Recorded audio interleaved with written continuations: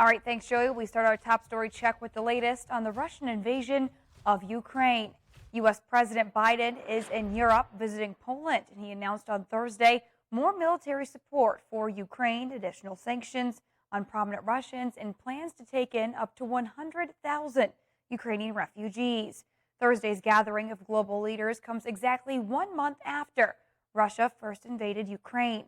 The Biden administration is also planning to let as many as 100,000 Ukrainian refugees into the U.S. and pledging an additional $1 billion in humanitarian aid. NATO leaders promising to double their military presence in member nations near Ukraine and send more defensive equipment to Ukrainian forces amid concerns that a frustrated Russian President Vladimir Putin could turn to chemical weapons. Ukrainian President Volodymyr Zelensky tells the NATO alliance if it stands for peace, it must do more to save innocent lives. And switching gears now, Friday, March 25th is International Waffle Day. And in Puerto Rico, a family-owned chocolate shop is celebrating the day with a bit of a twist to their famous tasty treats. Francis Felix takes us there. International Waffle Day is on March, and what a better way to celebrate it than visiting Chocobar Cortez, a Puerto Rican business in the heart of Condado. International Waffle Day began in Scandinavia. It's celebrated not only in Sweden but Norway and Denmark as well as other European countries. The day in March historically marks the beginning of spring, and people of other nationalities have begun to adopt the day as well. We visited the newest location of Chocobar Cortez in the Ashford Avenue, the second location that this family business operates in the tourist area of San Juan. Recently, we opened this space in a concept that is more grab and go. But what makes us unique is that we're serving the full menu. You can get everything you want at Chocobar, plus a couple of other things that you don't get at Chocobar here in Condado.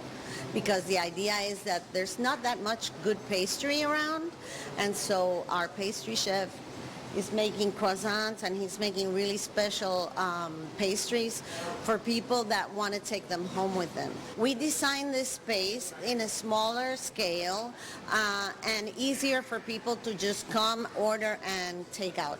And everything is green, by the way. Everything we serve to take out is compostable. And that is something that Cortez wants to re-emphasize, that we want to save the planet. Tell us about this dish that we have here that it's part of the brunch menu. So this is the marbled waffles that we have from our all-day brunch menu. This is made with the Chocolate Cortez. It's made with our homemade whipped cream, our fresh fruit that we cut here, and it comes with our syrup or our chocolate syrup that is also Cortez. Tell us about these chocolate cocktails that we have over here.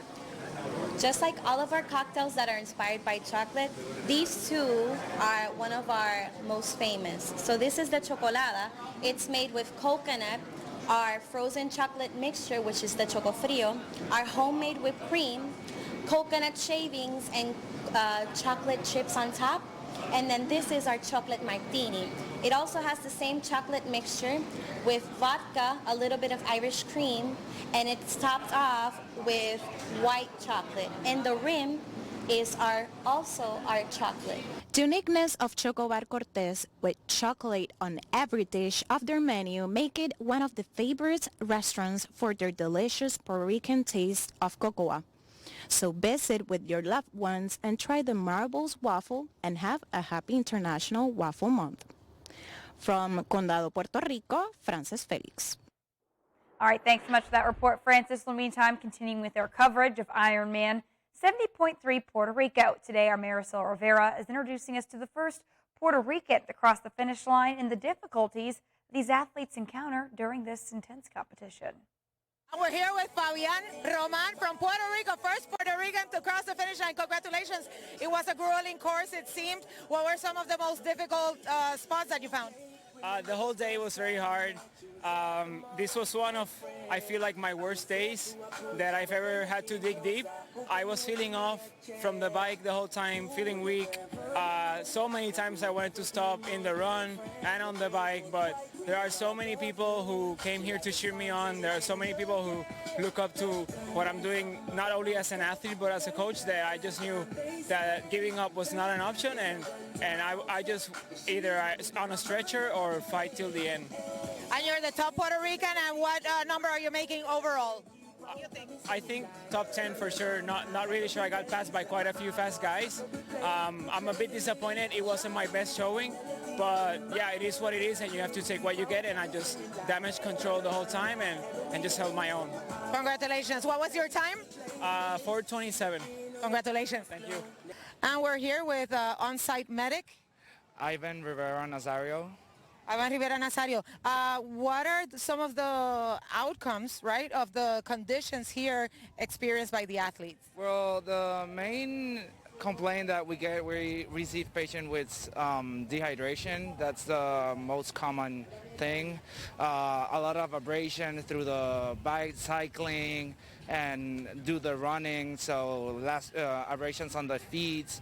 So, but the main diagnostic that we get here is cramping and severe dehydration. The first Puerto Rican to run through the finish line is here, and she's, dealing with cramps. But how can they best avoid this, if possible? Actually, it's kind of difficult, because you go through the running and do the cycling, so it's strenuous exercise, right? So afterwards, our recommendation is adequate hydration before the race, not even during the race. But during the race, you should have adequate hydration. But the days before and the training, that's the key part for, success. But this could happen to everyone, so it's like a jeopardy. What I hear that is important is not really the time, but finishing the race. Yeah. Actually, it's goals, and it's just finish. It's difficult, so we're here to help. Thank you, doctor. All right. All right, thanks for that report, Maricel. Meantime, COVID restrictions will be done away with in Belize. That starts Monday, April 1st. Hang on, we need to restart this because I think it's next Friday, not Monday. Yeah, because Monday's not the 1st. All right, thanks for that report, Marisol. Meantime, COVID-19 restrictions will be done away with in Belize starting April 1st as the number of people there infected with COVID-19 continues to decline. But the Minister of Health, Kevin Bernard, has cautioned that authorities would quickly put them back in place if cases start to rise again. Now, at the start of next month, protocols that prevented the opening of bars and nightclubs, those will be removed, but a few regulations will remain in place. There will still be a few restrictions that will require vaccinated people to leave the country, that will require only vaccinated people to attend major events like concerts and so forth, that will require the wearing of the mask for indoors activities. Like I have said, I wear my mask even outdoor because it's up to me. And I want to encourage people, if you feel uncomfortable and not safe, then wear a mask. So there are going to continue to be certain restrictions, but the easing of other things like the nightclubs and so forth, those will definitely be open come April 1st. And even despite the ease in restrictions, Bernard said the health ministry will remain on alert, especially considering the recent boom in tourism on the heels of the reopening of the airport and most recently the land borders. Now, he said if there is a spike in COVID cases, the ministry will make recommendations to cabinet to put back some of those restrictions into place.